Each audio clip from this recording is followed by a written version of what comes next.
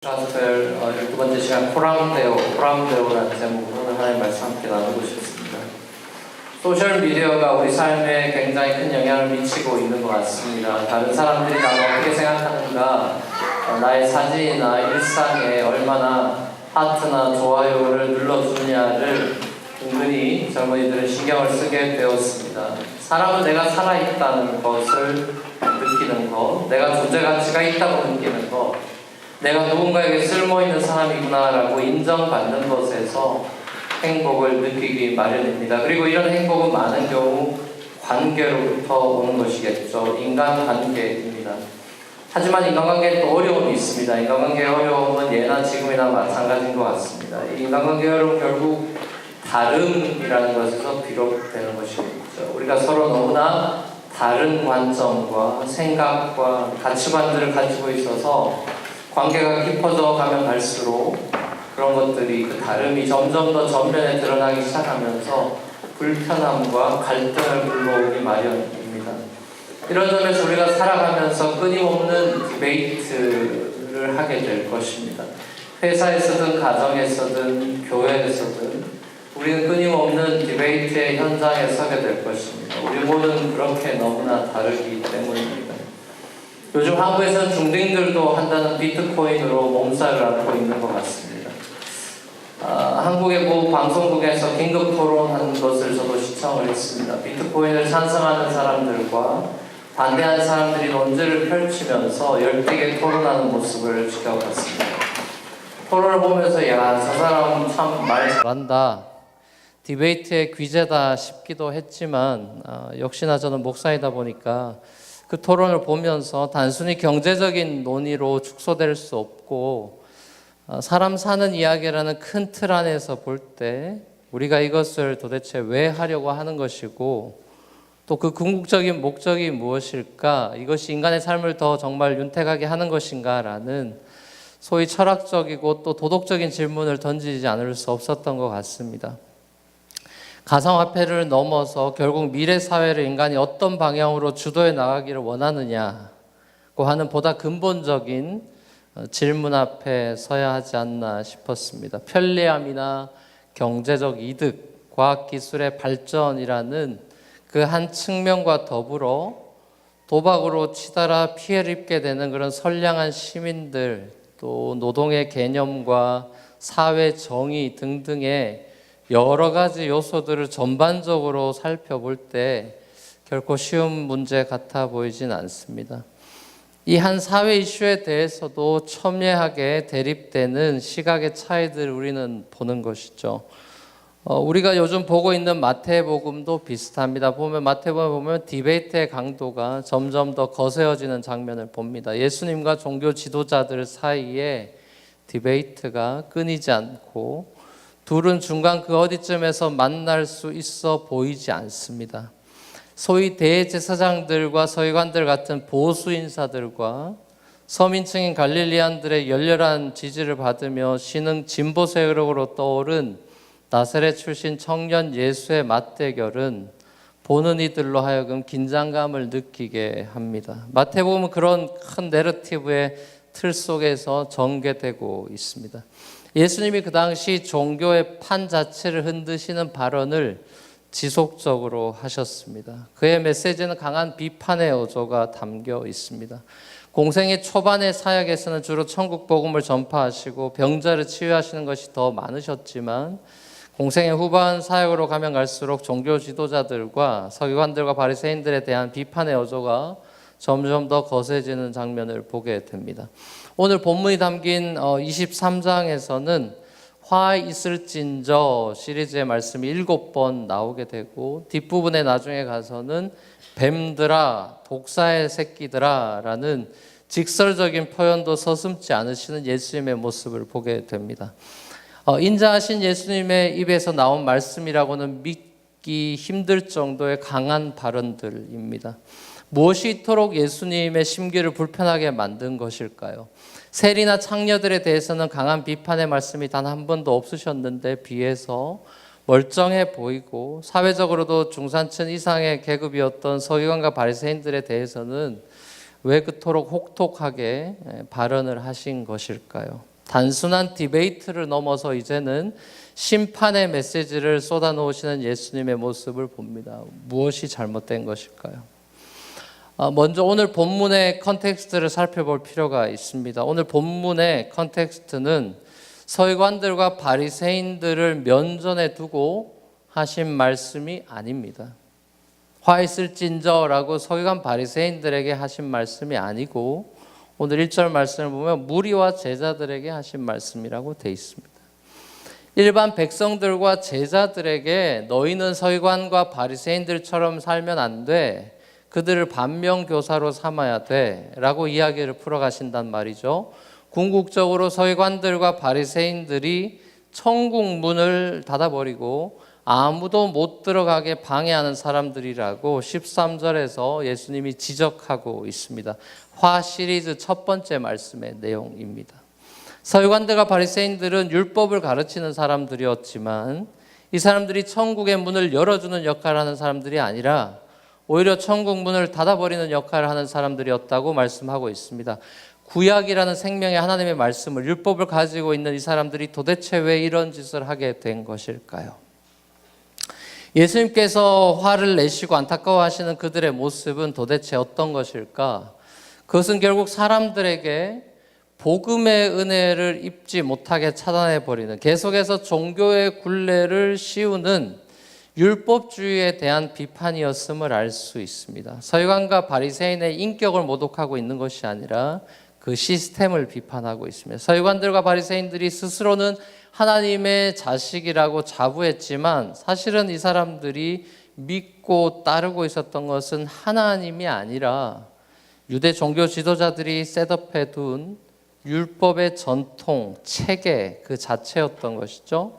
예수님께서는 이 틀을 깨뜨리시고 시스템을 바꿔주시려고 이 땅에 오신 것이죠. 너희가 그런 식으로 종교 생활해서는 천국에 못 들어온다. 이보다 더 중요한 근본적인 것이 있어 라는 것을 가르쳐주고 싶은 거죠. 결국 서기관들과 바리새인들이 붙들고 있던 그 율법주의라는 것과 예수님이 가지고 오신 천국 복음 사이에는 굉장히 첨예한 그런 차이가 있다라는 것을 볼 수 있습니다.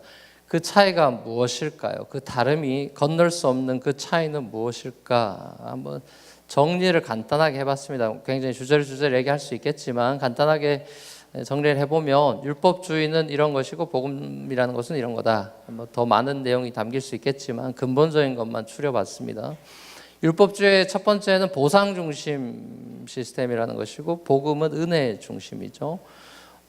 율법주의는 자기의로 빠지는 함정이 있고 복음은 자기 부인의 삶입니다. 율법주의는 외식하는 그런 양상을 열매를 갖게 하고 복음은 마음의 변화를 추구하는 것이죠. 이렇게 너무나 정말 많이 다릅니다.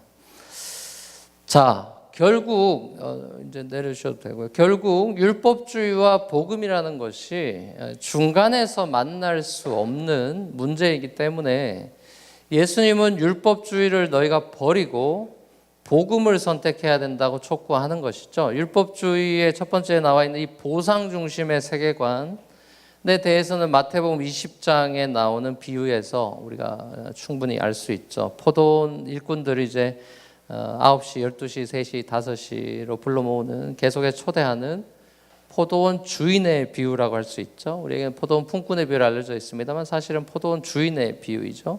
그 포도원 주인의 비유에서 먼저 된 자와 나중된 자의 역전에 대해서 비유로 말씀하시는 것을 우리가 볼 수 있습니다. 먼저 된 자들의 관심은 보상에 있었죠. 더 일을 많이 한 자신들에게 더 많은 보상이 주어지지 않는 것으로 주인을 원망하고 화를 내는 그 엔딩의 모습을 봅니다. 누가복음 15장에도 비슷한 얘기가 나오죠. 누가복음 15장에 나오는 소위 우리에게 탕자 비유로 알려진, 더 정확한 제목은 기다리는 아버지의 비유겠죠. 기다리는 아버지의 비유에 나오는 첫째 아들, 서기관과 바리새인들을 상징하는 사람들입니다. 이 첫째 아들도 결국 아버지가 아닌 아버지의 유산과 살진 송아지에 더 목매달고 있는 보상 중심의 삶을 살고 있다는 것을 엔딩에서 우리는 보지 않습니까? 보상 중심의 율법주의의 열매가 뭐냐? 왜 보상을 바라면서 사는 게 그렇게 잘못된 거냐? 이렇게 이제 질문을 했을 때 그 패러블이 보여주는, 예수님께서 우리에게 보여주시는 율법주의의 그 첫 번째 증상이 보상 중심의 삶에 그게 왜 이렇게 잘못됐냐? 그 열매를 봤을 때 그 열매가 뭐냐? 이게 굉장히 중요한 것이죠. 보상 중심의 삶의 열매가 뭐냐?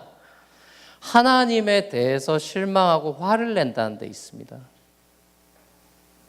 우리가 보상을 추구하면서 하는 게 뭐가 그렇게 잘못됐어요? 라고 했을 때 그 자체가 문제가 아니라 그것의 열매, 결과는 결국 하나님에 대한 도전과 그럼블링이 된다는 것이죠.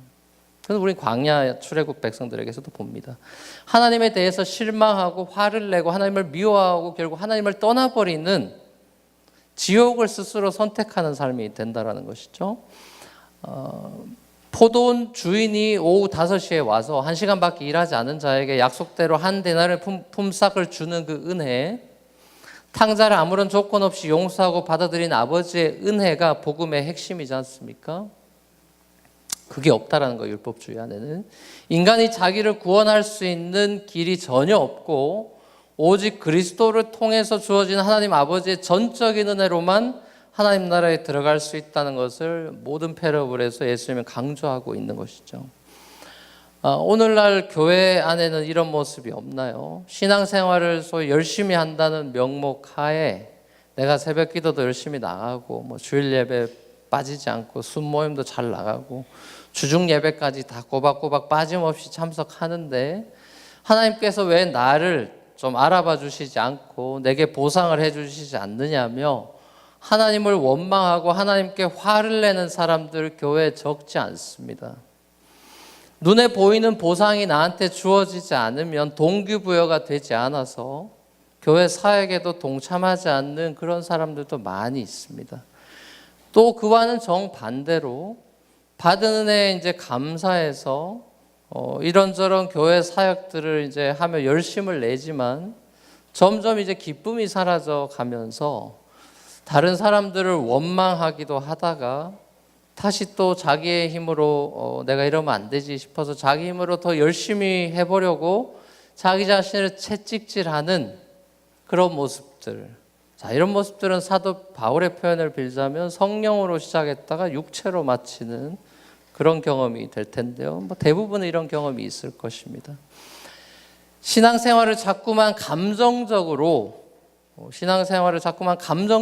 뜨겁게 하려고 하는 게 사실 문제입니다. 한국 사람들 가장 큰 문제는 여기 있어요. 신앙생활을 감정적으로 뜨겁게 하고 싶어 하는 게 굉장히 치명적인 문제가 됩니다. 신앙생활을 자꾸만 감정적으로 뜨겁게 하려고 하니까 문제가 되는데요. 절대로 그렇게 하면 안 되고 은혜 속에서 여러분들이 신앙생활을 바르고 꾸준하게 할 생각을 해야 합니다. 정말 중요한 신앙생활의 원리죠. 한국 사람들은 너무 감정적이에요. 그래서 감정적으로 뭔가 뜨거워져야 신앙생활을 제대로 하고 있다고 생각하는데 절대로 그런 것이 아닙니다, 여러분. 은혜 속에서 여러분들이 바르고 꾸준하게 가는 것입니다. 사랑도 똑같은 거예요. 연애니 뭐니 다 똑같은 겁니다. 사랑을 감정적으로만 하려니까 힘든 거예요. 감정에 놀아나니까요. 감정은 이게 수시로 바뀌는 건데 사랑을 감정으로만 하려니까 힘든 겁니다. 사랑이라는 것은 약속이라든지 우리가 기독교적인 용어로 한다면 언약, 약속이나 섬김, 희생 같은 훨씬 더 중요한 사랑의 요소들이 가득 차 있는데 그 사랑의 그런 모든 요소들을 그냥 감정이라는 한 단어에 축소시켜 버리니까 어이없는 결과물들이 쏟아져 나오는 것이죠. 신앙생활이라는 것은 우리가 하나님이 주신 은혜를 잘 받고 감사하는 것이 최우선순위가 돼야지 무언가 내가 행위로 하나님을 영화롭게 해드리겠다는 것에 초점이 맞춰져 있으면 큰일 납니다, 여러분. 그렇게 초점이 맞춰져 있어요. 우리 이제 올해 원띵이라는 표어도 다 그런 것이죠. 마리아와 마르다 첫날 얘기했던 것도 다 비슷한 맥락에 있는 건데요. 뭔가 내가 행위로 많은 것들에 하나님께 영광을 돌리겠다 이렇게 되면 문제가 뭐냐? 너무나 쉽게 우리가 보상을 기대하는 마음으로 전환이 돼버립니다. 사람이 어쩔 수 없어요. 그러니까 내가 뭔가를 많이 해서 하나님 기쁘시게 해드리겠다 이렇게 선한 마음으로 하다가도 중간에 보상을 기대하는 마음으로 마음이 변해버려요. 하나님 그렇게 하라고 한 적도 없는데 혼자 오버하다가 이제 지치는 것이죠. 그러니까 그렇게 보상을 기대하는 그런 율법주의의 함정으로 빠지기 십상입니다. 보상이 아니라 은혜 속에서 우리가 감사가 흘러나오는 생활이 하나님을 영화롭게 하는 거예요. 그게 시편 50편에 나온 얘기죠. 감사로 제사하는 자가 하나님을 영화롭게 하는 거다. 감사함으로 그 문에 들어가는 거다. 기독교의 핵심은 은혜에 대한 반응인 감사입니다. 이것 빠지면 그냥 바로 율법주의로 가는 것이죠. 자, 율법주의의 두 번째 폐단이 뭡니까? 두 번째 폐단 우리가 아까 도표에서 봤듯이 자기의라는 것입니다. 자기의가 또 뭐가 문제냐? 좀 자기 잘나만 사는 거 아니냐? 이렇게 했을 때 자기의에 빠지면 뭐가 문제가 됩니까? 남을 판단하고 정죄하는 삶을 살 수밖에 없다라는 거예요. 자기의의 삶을 사는 사람의 특징은 나는 맞고 너는 틀렸어 라는 그런 확신에 차 있는 모습입니다. 옳고 그름으로만 세상을 판단하고 사람을 판단하게 돼서 모든 걸 법대로만 하려고 듭니다. 율법주의자들이 가장 좋아하는 단어는 법대로 합시다입니다. 율법의 완성이 뭐죠? 율법의 완성은 사랑입니다. 율법과 복음은 대치되는 것이 아니죠. 율법의 완성이 복음이죠. 율법주의와 복음은 대치되는 거지만 율법과 복음은 대치되는 것이 아니고 율법의 완성이 이제 복음입니다. 사람들은 율법은 사람을 이제 복음으로 인도하는 몽학 선생, 초등교사다. 사도 바울은 그렇게 표현하죠. 법대로 하는 어떤 공정함이나 공평함 중요합니다. 정말 중요하죠. 하지만 법의 근본 정신이라고 할 수 있는 사랑이 빠진 법은 사람을 죽이는 그런 날선 칼 역할밖에 할 수가 없습니다. 사랑의 절정이라고 하는 것은 내가 죽고 남을 살리는 것이죠. 사랑의 기초는 그래서 self denial인 것입니다. 자기 부인이죠. 자기 의로는 사랑할 수가 없어요. self denial의 사람만이 사랑을 할 수가 있는 것이죠. 상대방에게 내 것을 강요하면 사랑은 그때부터 구속이 되죠. 올가미가 됩니다. 자기의 사람들은 자기도 못하는 것을 남한테 강요합니다. 바리새인들과 서기관들이 그랬다라는 것이죠. 자기도 못 지킬 율법 613개를 율법을 더 많이 만들어가지고 전통으로 굴레를 씌워가지고 사람들한테 짐을 지웠습니다. 이게 다 지켜야 된다고. 못 지키면 죄책감 심어주고 그것을 이용해서 뭐 헌금 내게 만들고 이런 못된 짓을 하는 겁니다. 그러면 속으로 너희는 안 되지. 나는 이런 거 11조도 다 냈고 이런 걸 다 했어. 라는 그런 자기의에 빠져 있게 됩니다. 자, 그런데 복음의 사람은 남의 눈 안에 있는 티끌 보는 사람이 아니라 내 눈 안에 들보를 보는 사람이죠. 정죄하는 손가락이 상대방을 향해 있는 손가락 중에 나머지 세 손가락이 자기를 향해 있다는 것을 기억하는 사람이죠. 날마다 나는 죽고 자기가 죽고 내 안에 그리스도가 사시게 하는 사람입니다. 그리스도의 그 용서와 긍휼의 눈으로 다른 사람을 대하는 사람이죠. 너무나 극명한 차이가 있습니다. 여러분은 어떤 사람입니까? 율법주의자입니까? 복음주의자입니까? 내 생각과 다르면 성도를 함부로 비판하고 험담하고 조롱하는 그런 사람입니까? 아니면 그리스도께서 피값으로 용서하신 형제 자매를 내가 감히 판단하고 심판하는 그런 죄를 밥 먹듯이 저지르고 있습니까? 나는 마치 아무런 잘못이나 실수도 평생 해보지 않은 사람인 모양, 그런 안저지르는 그런 거룩하고 깨끗한 사람처럼 행세하며 거들먹거리면서 신앙생활을 하고 있습니까? 형제의 허물을 덮어주는 그런 사랑이 아니라 그 허물을 책잡아서 공격하고 인격을 모독하는 그런 육체의 일을 하고 있지는 않습니까? 오늘 주님 앞에서 우리가 진실하게 우리 자신의 마음을 들여다보고 그런 모습이 있다면 철저하게 회개함으로써 자기 의로부터 자유케 해주시는 성령의 한우는 그 은혜를 덧입을 수 있게 되기를 주님의 이름으로 축복합니다. 마지막 세 번째로는 오늘 본문에서 예수님께서 어떻게 보면 가장 중점적으로 다루고 계신 부분입니다. 바로 이 외식 혹은 위선이라는 부분입니다. 히포크리시입니다. 율법주의자는 내면보다 외면, 그리고 동기보다 결과를 중요시합니다. 한마디로 사람들이 나를 어떻게 평가하느냐에 관심이 있습니다. 사람이 다른 사람을 신경 전혀 안 쓰고 산다는 건 당연히 불가능한 일이죠. 지금 그 얘기를 하고 있는 게 아닙니다. 우린 당연히 다른 사람을 신경 씁니다. 옷 입을 때 매무새도 챙기고 다 다른 사람 때문에 하는 거지 뭐 자기 때문에 하나요? 다 우리는 다른 사람을 신경을 쓰죠. 다른 사람의 말과 표정과 행동에 신경을 씁니다. 문제는 다른 사람을 신경 쓴다는 데 있는 것이 아니라 하나님을 신경 안 쓴다는 데 있는 것이죠. 바리새인들이 그랬다라는 것입니다. 이 사람들은 사람들의 인정과 칭찬과 그리고 상으로 이미 배부른 사람들이었죠. 예수님께서 이 사람들에게 저희는 이미 그들의 상을 받았다 라고 말씀하셨죠. 복음의 사람은 여러분 어떻게 다릅니까? 이 세상에 아직 하나님을 모르는, 복음을 모르는 사람과 복음을 아는 사람의 가장 극명한 차이는, 복음을 아는 사람은 이 땅에서 상을 기대하지 않아요. 복음을 알고 정말 주님을 만난 사람은 상을 마지막 날까지 미룰 줄 압니다. 하늘의 상을 향해 달려갈 줄 알죠.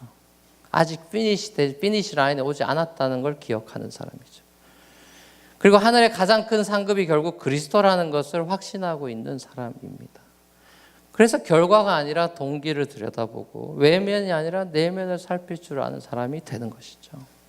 사역의 성공 여부가 아니라 내가 순장해서 순이 이렇게 잘 됐고 내가 사역해서 교회가 이렇게 잘 됐고 그런 거 자랑질하는 사람들이 아니라, 사역의 성공 여부가 아니라 진실 여부를, 난 정말 페이풀하게 이 삶을 지금 맡겨주신 일을 하고 있느냐, 사역의 성공 여부가 아니라 그 페이풀니스를, 진실 여부를 들여다볼 줄 알고, 다른 사람이 나를 어떻게 생각할까라는 걸 신경 쓰기보다는, 물론 그런 신경을 쓰겠지만 그것 이전에 하나님께서는 나를 어떻게 생각하실까를 먼저 신경 쓰는 것이죠. 외식이라는, 위선이라는, 이 히포크리스라는 단어의 그 그리스 원어의 후포크리테스라는 단어는 고대 그리스 연극 무대에서 나온 말입니다. 연극 무대에서 배우가 가면을 쓰고 연기하는 그 배우라는 말에서 이 단어가 왔습니다. 배우는 자신의 어떤 내면이나 자신의 삶과는 아무런 관계없이 무관하게 무대에 올라와서 배역을 충분히 소화해낼 수 있고 소화해내면 좋은 배우라고 칭송을 받습니다. 무대 위의 모습과 무대 아래의 모습이 같을 필요도 이유도 전혀 없어요. 다른 두 사람의 플레이를 충분히 사람은 할 수가 있죠. 다른 정체성의 두 인물이 될 수 있는 겁니다. 바리새인들이 그랬다라는 것이죠. 연기자들이었습니다. 사람들이 보지 않는 곳에서의 자신과 사람들이 보는 곳에서의 자신이 너무나 달랐습니다. 다른 사람들이 보기에는 길거리에서 기도도 열심히 하고 구제도 많이 하고 성경 구절 기록해서 넣어두는 작은 박스, 경문이라고 불리는 그 작은 박스를 잘 차고 다녔고, 또 더 크게 보일 사람들한테 이렇게 경건한 척 하려고 더 크게 만들어 다니고, 또 하나님의 언약의 자녀라는 상징으로 청색 옷수를 더 길게 로브에 달아서 이렇게 본인이 할 거 다 하고 있다는 것을, 하나님의 임재를 상징하는 옷수를 더 크게 사람들한테 보여주려고 이렇게 했다라는 것이죠. 이 모든 게 이제 5절 말씀처럼 사람들한테 보이려고 했다라는 것입니다. 하지만 정작 하나님의 율법의 핵심인 사랑의 실천이 없는, 섬김이 전혀 없는 삶을 살고 있었다는 거죠. 그러니까 높은 자리만 탐내고 있는 겁니다. 아주 작은 것까지 11조를 박하와 근체와 이런 거 23장에 나오죠. 그런 작은 플립까지 다 세서 11조 드리지만 정작 율법의 더 중요한 정신, 정의와 긍휼과 신실함을 너희는 저버렸다. 저스티스와 멀시와 페이프니스는 너희는 없구나라고 예수님은 한탄해 하셨습니다. 모든 것이 사람들한테 보여주기식 연기였습니다. 신앙생활을 연기로 한 것이죠. 사랑하는 여러분, 여러분은 신앙생활을 하고 있습니까? 연기생활을 하고 있습니까? 사람들에게 보여주려고 직장생활을 하고 있습니까? 사람들한테 보여주려고 교회생활을 하고 계시나요? 아니면 하나님 앞에서 하고 있습니까? 존 켈빈의 좌우명이기도 했던 코람데오, 라틴어죠. In front of God, before God, 하나님 앞에서. 코람데오의 삶을 살고 있습니까? 아니면 코람 호미니부스, in front of man, 사람 앞에서의 삶을 살고 있습니까? 예수님께서는 이미 마태복음 10장에서 말씀하셨죠. 몸은 죽여도 영혼은 능히 죽이지 못하는 사람들을 두려워하지 말고 오직 몸과 영혼을 능히 지옥에 멸하실 수 있는 분을 두려워해라. 마태복음 10장에서 예수님이 하신 말씀이죠. 몸은 죽여도 영혼은 능히 죽이지 못하는 자들을 두려워하지 말고 오직 몸과 영혼을 지옥에 능히 멸하실 수 있는 이를 두려워해라. 자, 위선의 이 외식의 그 히포크리스의 연기 생활을 그러면은 우린 관두고 싶을 텐데 이걸 관두고 정말 제대로 신앙생활을 하고 싶다. 자, 어떻게 될까요? 뼛속까지 있는 우리의 이 위선 DNA를 다 끄집어내고 우리가 어떻게 정말 신실한 그리스도인으로 살아갈 수 있을까? 우리 아까 제가 보여드렸던 도표 마지막에 나와 있듯이 그것은 결국 마음의 변화부터 시작되는 것입니다. 행동이나 습관을 몇 번 바꾼다고 개설된 문제가 전혀 아니죠. 행동이나 습관을 바꾼다고 개설된 문제가 아니라 마음 깊은 곳에 뿌리부터 뿌리채 통째로 뽑아내야 된다는 것이죠. 아무도 보지 못하는 우리 마음 깊은 곳, 동기부터 바뀌어야 되는데 우리의 이 마음의 변화는 오직 하나님에게만 달려 있습니다. 우리가 맘 먹는다고 해서 독하게 맘 먹는다고 해서 해결될 문제가 아니죠. 하나님은 복음으로 우리의 마음을 바꾸어 주시는 마음의 할례를 행하셔야만 우리가 변할 수 있습니다. 그러니까 변한 사람의 영역이 아닌 것이죠. 하나님께서 우리의 마음에 할례를 행해 주셔야만 합니다. 우리의 속 사람을 의와 진리와 거룩함으로 지으심을 받은 새 사람으로 바꾸어 주시는 분은 하나님이시죠. 하나님이 이 일을 십자가에서 우리의 죄를 위해 죽으시고 다시 사신 우리의 자기의와 자기 자랑과 이런 율법주의적인 모습들이 모든 우리의 죄를 위해 죽으시고 다시 사신 그 그리스도의 그 once for all 은혜, 한 번 죽고 끝나는 은혜가 아니라 영원토록 우리에게 부어질 그 은혜, 그 은혜를 우리에게 성령을 통해서 날마다 피뿌림을 하신다고 성경은 기록하고 있습니다.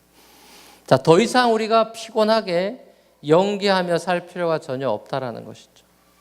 있는 모습 그대로 부족하면 회개하는 마음으로 나아가는, 상하고 애통하는 마음으로 주님 앞에 나아가는 것이죠. 아닌 척 할 필요가 이제 없어진 거예요. 아닌 척 할 필요가 없는 거예요. 교회 와서든 집에 가서든 회사 가서든 너무 그리스도인으로 내가 항상 잘 살고 있는 범생이인 척 하지 말라고요.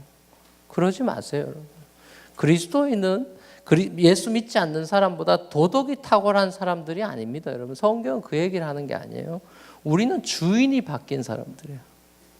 내가 왜 이것 때문에 힘들어하는지 하나님 앞에 내가 하나님의 영광에 내가 부끄럽기 때문에 우리가 지금 힘들어하는 거지.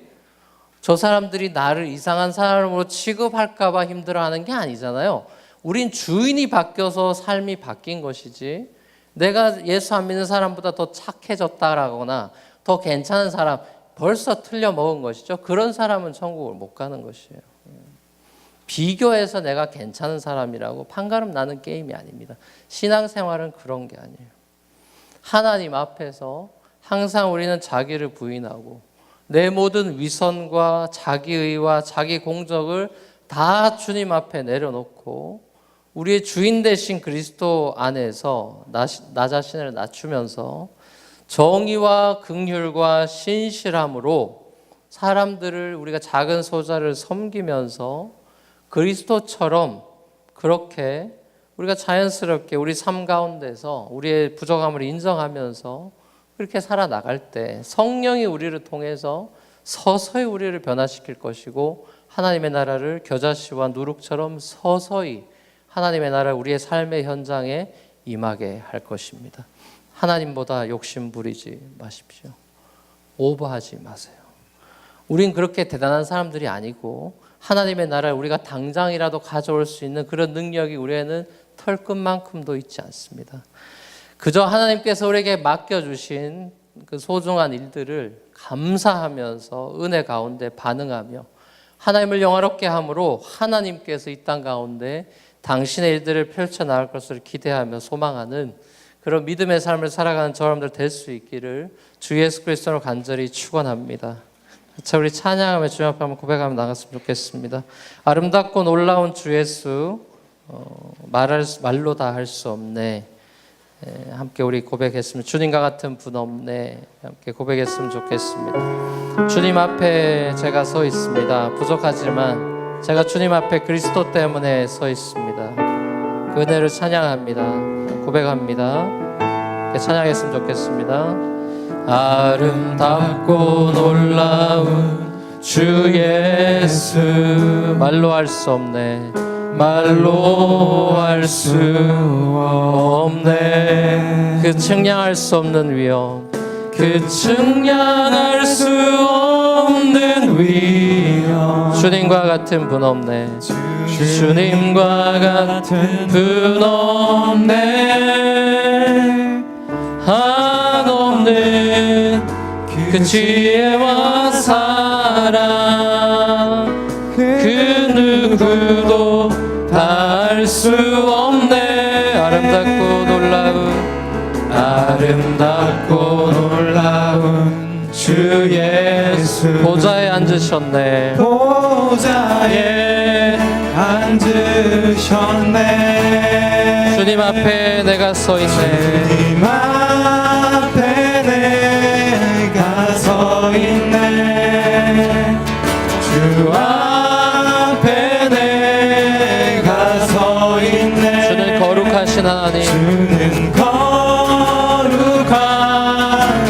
하나님, 그 앞에 서 있네. 그 앞에서 You are beautiful beyond our description. You are beautiful beyond description. Too marvelous, too marvelous for words. Too wonderful, too wonderful for comprehension. Like nothing ever seen or heard. Who can grasp your infinite wisdom? Who can fathom the depth of your love?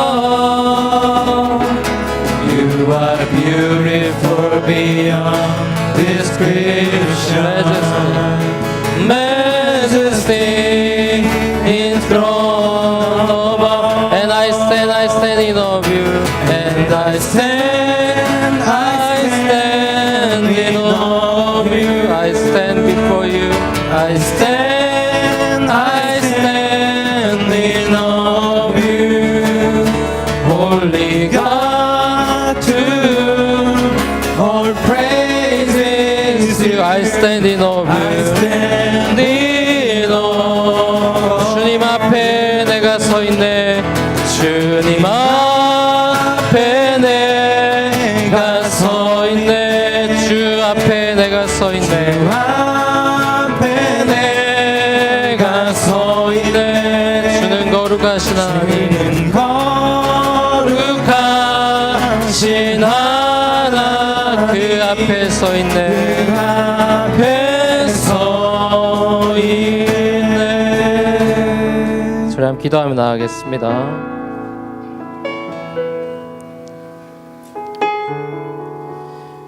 위선자들은 자유롭지 않아요. 연기 생활은 피곤하게 만듭니다. 그래서 수고하고 짐진 자들이 내게로 오라고 초대하시는 거예요. 가면놀이는 피곤합니다. 종교 생활은 피곤해요. 자유가 없습니다. 기쁨이 없어요. 그런 거 하지 말라는 거예요. 하나님은 나 너 말끔하게 오는 거 그런 걸 원하는 게 아니다. 너 어차피 더러워질 수밖에 없고 아직 세상이 완성되지 않았기 때문에 너는 상처투성일 거고 나를 향한 분노도 있을 거고 넌 아직 그런 수준이 맞아. 완벽해져서 오라는 게 아니야. 있는 모습 그대로 돼지 주염 열매 먹던 그 더러운 모습 그대로 상한 마음 가지고 애통하는 마음으로 올 때 예수님이 다 그런 너를 위해 십자가에 돌아가셨기 때문에 괜찮은 것이다. 네가 괜찮아서 괜찮은 게 아니라 그리스도가 너를 위해서 죽으셨기 때문에 괜찮다고, 다 이루셨기 때문에 괜찮다고. 하나님은 그래서 그리스도 때문에 여러분을 용서해 주시는 거예요. 70번씩 7번이라도 여러분이 주님 앞에 오기만 한다면, 내가 별 볼 일 없는 사람이라고 주님 앞에 무릎을 꿇을 수만 있다면 여러분은 그 자리에서 하나님의 자녀로 웰커밍을 받고 여러분의 삶은 새롭게 마음속 깊은 곳에서부터 새로운 은혜의 삶이 출발할 수 있고 시작될 수 있는 것이죠. 그것이 복음이죠. 그 복음은 한 번 필요한 것이 아니라 우리의 일생 가운데 끊임없이 필요한 좋은 소식입니다. 하나님, 제가 그 복음 안에서 살아가기 원합니다. 자유롭게 살아가기를 원합니다. 죄의 종로를 타지 않겠습니다. 위선자처럼 살지 않겠습니다. 연기하지 않겠습니다. 좀 된다고 자기 자랑하지 않겠습니다. 먼저 된 자랍시고 나중 된 자 비웃지 않겠습니다. 보상을 바라며 사는 그런 종교의 껍데기를 벗어던지고 처음부터 끝까지 은혜라고 고백할 수 있는 그런 사람 되고 싶습니다. 주님 앞에 우리 진실된 마음의 고백을 담아서 감사로 하나님을 영화롭게 하고 우리의 마음의 변화를, 마음의 할례를 행해 달라고 간구하는 마음으로 주님 앞에 기도하며 나갔으면 좋겠습니다. 다 같이 기도하시겠습니다. 사랑의 아버지 하나님, 사랑의 아버지 하나님,